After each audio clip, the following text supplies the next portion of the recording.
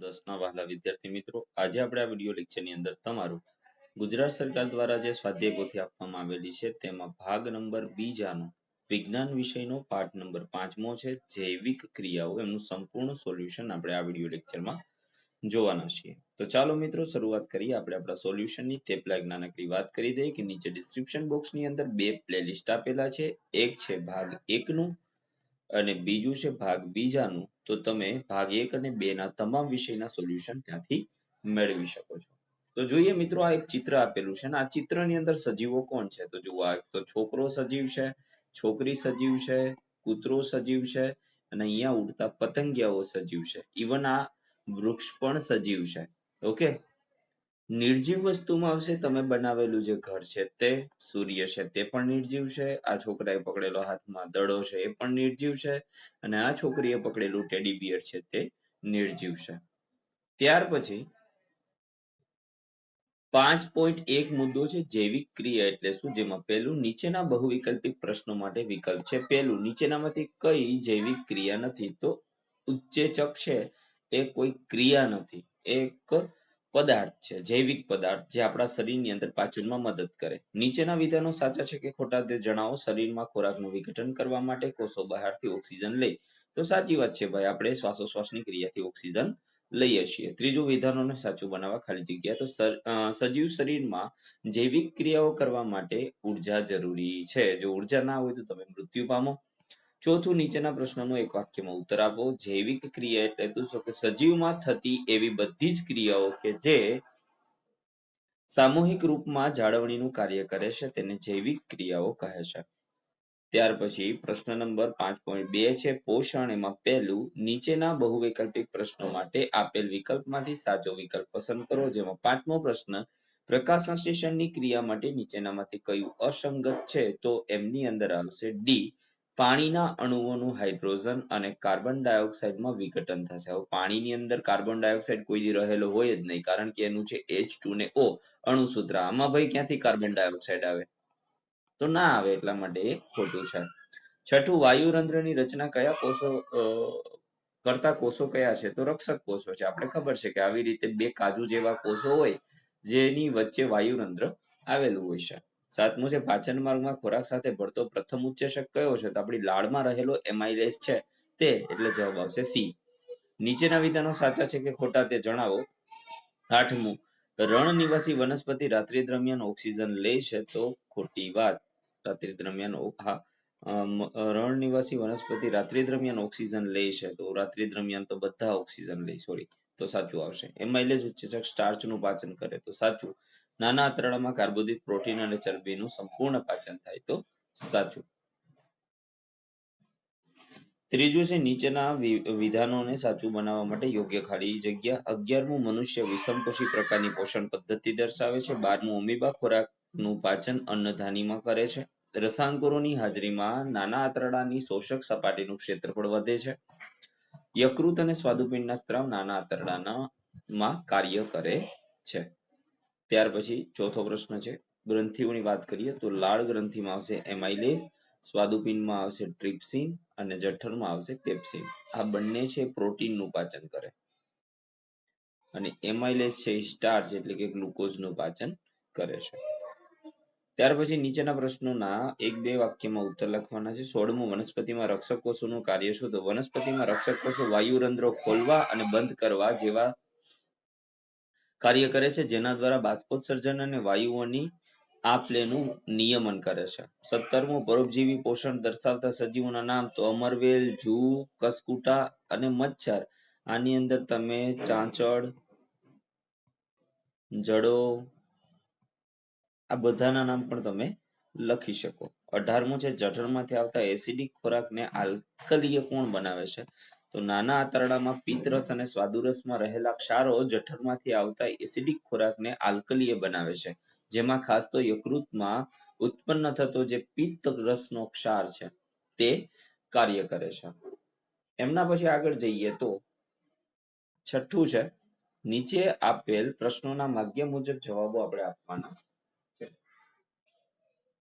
તો લાળ રસમાં એમાઇલેઝ નામનું ઉત્સેચક હોય છે જે ખોરાકના પાચનમાં લાળ રસની ભૂમિકા સમજાવો. તો લાળ રસમાં એમાઇલેઝ નામનું ઉત્સેચક આવેલું હોય છે જે સ્ટાર્ચનું પાચન શરૂ કરે છે અને તેને માલ્ટોઝ જેવા સરળ શર્કરામાં રૂપાંતરિત કરે છે. ઉપરાંત લાળ ખોરાકને ભીનો અને નરમ બનાવે છે જેથી તેને ગળવામાં સરળતા રહે. ત્યાર પછી આગળ જઈએ તો 20મો પ્રશ્ન છે અમીબામાં પોષણ પ્રક્રિયાની નામ નિર્દેશિત આકૃતિ. તો પહેલા જુઓ અમીબા છે. અમીબાને ખોરાકનો કણ દેખાય છે. અમીબા પોતે પોતાના ખોટા પગોની મદદથી આ કણની આસપાસ એક ઘેરાવો બનાવે છે. આ ઘેરાવો અંતે અન્નધાની બને છે અને ત્યારબાદ એમની અંદર પાચન થાય છે અને ઉત્સર્ગ દ્રવ્યો જે વધે તે અમીબા બહાર કાઢે છે. પછી નીચેના પ્રશ્નોનો વાક્ય મુજબ જવાબ આપવાનો છે. એ છે તે હરિતકણ છે. ત્યાર પછી બી છે એ વાયુરંધ્ર છે અને સી છે તે રક્ષક કોષ છે. હવે આમાંથી કોઈ એકનું કાર્ય લખવાનું તો રક્ષક કોષનું આપણે આગળ જોયું કે વનસ્પતિમાં રક્ષક કોષો વાયુરંધ્રો ખોલવા અને બંધ કરવા જેના દ્વારા બાષ્પોત્સર્જન અને વાયુઓની આપલેનું નિયમન થાય છે એ કાર્ય કરે છે. નીચે આપેલા પ્રશ્નોના માગ્ય મુજબ જવાબ આપવાના છે. મનુષ્યની પાચન તંત્રની નામ નિર્દેશિત આકૃતિ દોરી નાના આંતરડામાં થતી પાચન પ્રક્રિયા સમજાવવાની છે. તો આપણે અહીં સરસ મજાની આકૃતિ દોરેલી છે મિત્રો. તમને જો આ આકૃતિ ઠીક ન લાગતી હોય તો તમે તમારી રીતે પણ વ્યવસ્થિત આકૃતિ દોરી શકો. અહીંયા ટેબ્લેટની અંદર જેવી આકૃતિ મારાથી દોરાઈ એવી રીતે મેં દોરેલી છે. પાચનની શરૂઆત મુખથી થશે. અન્નનળીમાં કોળીઓ જશે, ત્યાંથી જઠરમાં જશે, જઠરમાંથી નાના આંતરડામાં, નાના આંતરડામાંથી અહીંયા આવશે મોટું આંતરડું અને ત્યાંથી જશે મળાશય અને મળદ્વારમાં. હવે નાના આંતરડામાં પાચનની જે પ્રક્રિયા છે એ જઠરમાં અર્ધપાચિત ખોરાક નાના આંતરડામાં પ્રવેશે છે. મુદ્રિકા સ્નાયુ પેશી એટલે કે નિજઠર વાલ દ્વારા નિયંત્રિત થાય છે. નાનું આંતરડું પાચન માર્ગનો લાંબામાં લાંબો ભાગ છે. નાના આંતરડામાં કાર્બોદિત, પ્રોટીન અને ચરબીનું સંપૂર્ણ પાચન થાય છે. નાના આંતરડામાં યકૃત અને સ્વાદુપિંડમાં ઉત્પન્ન થતા સ્ત્રાવો ભળે છે. નાના આંતરડામાં કાર્બોદિતનું ગ્લુકોઝમાં, પ્રોટીનનું એમિનો એસિડમાં તથા ચરબીનું ફેટી એસિડમાં અથવા ગ્લિસરોલમાં પાચન થાય છે. આ પાચિત થયેલા ખોરાક નાના આંતરડાના શેષાંત્ર ભાગમાં આવેલા હાથની આંગળી જેવા પ્રવર્ધો મારફતે અભિશોષણ પામે છે. ત્યાર પછી મિત્રો મુદ્દો છે 5.3 જેમનું નામ છે શ્વસન. નીચેના બહુવૈકલ્પિક પ્રશ્નોની વાત કરીએ તો ઓક્સિજનની ઉણપના કારણે ક્રિકેટરના સ્નાયુઓમાં તણાવ આવી જાય છે. આવું કયા કારણથી થાય છે? તેમાં આવશે પાયરુવેટનું લેક્ટિક એસિડમાં રૂપાંતરણ થવાના કારણે. કારણ કે જ્યારે તમે અધિક શ્રમ કરો ત્યારે તમારા સ્નાયુ પેશીઓ એ અજારક શ્વસન કરે અને આ અજારક શ્વસનના કારણે કયું એસિડ બનશે? લેક્ટિક એસિડ, જે તમને થાક લાગવા માટે અને તમારા સ્નાયુઓના જકડાઈ જવા માટે મહત્વના છે. તો શ્વસન દરમિયાન વાયુ નિયમન ક્યાં થાય છે? તો ફેફસા અને વાયુ કોષ્ઠની અંદર. બીજું છે નીચેના વિધાન સાચા છે કે ખોટા જણાવો. અજારક શ્વસનની તુલનામાં જારક શ્વસનમાં ઉર્જાનો ત્યાગ ખૂબ વધારે છે. તો સાચું. શ્વસનની ક્રિયા વખતે ઉદરોદર પટલ નીચેની તરફ ખેંચાય છે. તો ખોટું. શ્વાસ ભરાય ત્યારે નીચે જાય પરંતુ ખાલી થાય ત્યારે ઉપર આવે. 27મું છે જો ખાલી જગ્યા. જે પ્રક્રિયા ઓક્સિજનની હાજરીમાં થાય તેને જારક શ્વસન કહેવાય. શ્વસન નલિકા અંતમાં વાયુ કોષ્ઠમાં પરિણમે છે.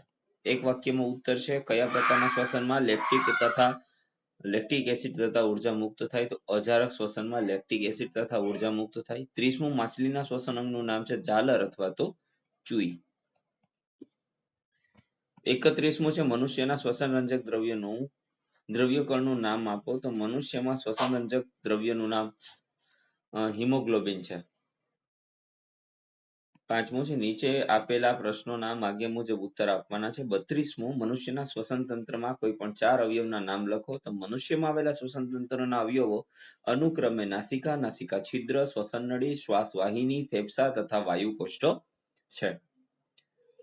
વાયુઓના વધારામાં વધારે વિનિમય માટે વાયુ કોષ્ઠની રચના કેવા પ્રકારની હોય છે? તો વાયુઓના વધારે વિનિમય માટે વાયુ કોષ્ઠની રચના ફુગ્ગા જેવી હોય છે, જેથી વાયુઓના વિનિમય માટે વધારે સપાટી મળી રહે. હવે મિત્રો તમારે વાક્ય મુજબ ઉત્તર લખવાનું છે. 34મું માનવનું શ્વસન તંત્ર આકૃતિ સહિત સમજાવો.